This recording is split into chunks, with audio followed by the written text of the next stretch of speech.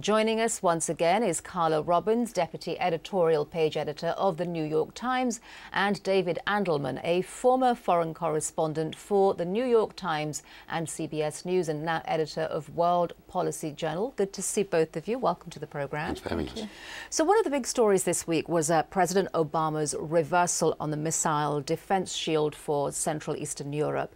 Give us your sense of what you think went into his thinking on making that change.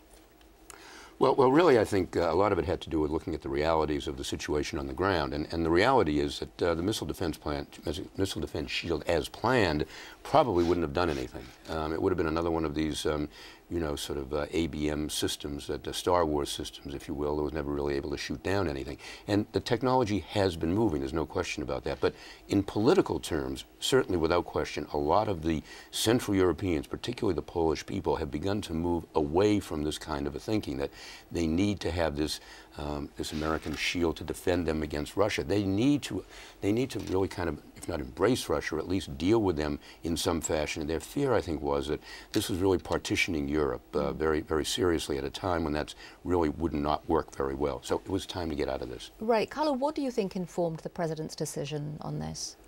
Well, I think that he was never a big enthusiast about missile defense, in part because no one knows if it's ever going to work. The intelligence out of Iran has been changing. They're focused much more on producing short and medium-range missiles. This would not have defended against short and medium-range missiles. And the point that he made yesterday, and Secretary Gates, who was once a big champion of the Bush plan, made yesterday, was that they can put it in place faster. It will address the threat that exists right now, which is the short and the intermediate range one. And if you get the benefit that you can move forward with other things with the Russians, great. The problem they have, of course, is that the Bush administration pressured the Czechs and the Poles to commit to this. The Czechs and the Poles committed to it. It wasn't popular, but they did it because they wanted to have a better relationship with the United States and the military personnel there to protect them against Russia. So there are a lot of bruised feelings. But I think from a technological point of view, from a diplomatic point of view, and from a strategic point of view, it was a pretty good call. From a foreign policy point of view, though, is this going to mean that the United States is perceived as a less reliable partner in Eastern and in Central Europe, especially for the Poles and for the Czechs? There'll be a lot of complaining about that, and they were worried about that before because George Bush was so committed to them, or so they thought. But let's not forget, I mean, the Poles put troops in Iraq. They didn't get the deals they wanted on visas, and the Bush administration undermined NATO, and these countries worked so hard to get into NATO, and then NATO was a club that nobody wanted to be in. So there's a lot of complaining on all sides. This is fixable diplomatically. It makes a huge amount of sense to me strategically. And you have to understand, we had an interesting piece in our current issue of World Policy Journal from a very distinguished Polish commentator who observed that most of the Polish people, or a large majority of the Polish people, did not want this missile defense plan to begin with. They did not want to get back into the position as they were in the Cold War, being a target. So let's move on to the administration's approach on targeting and killing militants. There were a couple of notable successes this week. What does it really add up to in the end? Well, I think it adds up to the fact that, we are being more successful in targeting al-Qaeda and al-Qaeda elements all over the world. There's no question about that. The question is, what impact is that really going to have? Al-Qaeda in recent years has acted more as a franchiser rather than an actual, direct operative in many of these parts of the world. So they're kind of franchising these operations out. So it's now becoming much more fragmented in different parts of the world. We are fighting really mini wars on a whole lot of different fronts. This poses diplomatic as well as military challenges. We have to get governments like Somalia, which is sometime a questionable state to begin with, to approve of our going in, to help us going in, or at least not to thwart that.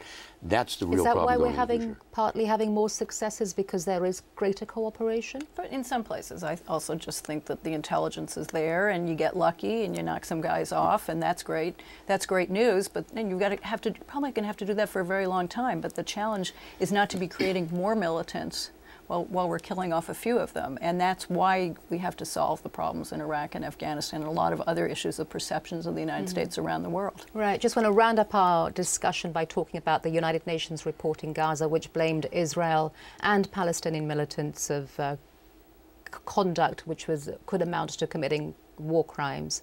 What do you think is the most important thing that came out of this report for you in terms of the peace process and where we go next? Well, I think it should be a warning to both sides, and particularly to the Israelis, because they're at the table, or potentially at the table, which is that this sort of asymmetric warfare, nobody wins with it, and a lot of civilians lose, and that's a reason why you don't want to have another war. We've had 2 wars like this in the last 3 years. The peace process has got to start again. The Israelis are furious about this report. They're furious about pressure from the Obama administration about settlements. But in the end of the day, unless there's negotiations and some sort of a peace agreement between the Palestinians and the Israelis, we're going to have these horrific wars are going to continue. Just very briefly, unfortunately, the timing is particularly unfortunate, just as we really were, I think, in some fashion, trying to get a condominium between all of the different sides in the Middle East, and we're working very hard to do that. This kind of report doesn't really help it. It just came at the wrong time, you mean? But I mean, it came at the wrong time, exactly. Just that was when it was Yes. going to come out, Mm-hmm. right? But you also made an interesting point about accountability. I mean, Well, there is a need for accountability. We have to know what happens if governments are not willing to investigate themselves. Certainly Hamas has not been willing to investigate what it's been doing, the killing of Israeli civilians.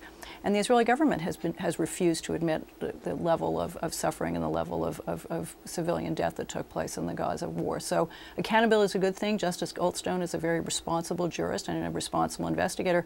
But the bottom line here has got to be, the Israelis say, well, it's asymmetric warfare. We can't help it if we kill civilians. The only way to avoid that is to move forward with a peace settlement. all right, got to leave it there. Carla Robbins and David Andelman, thank you very much for joining us. Thanks for having us.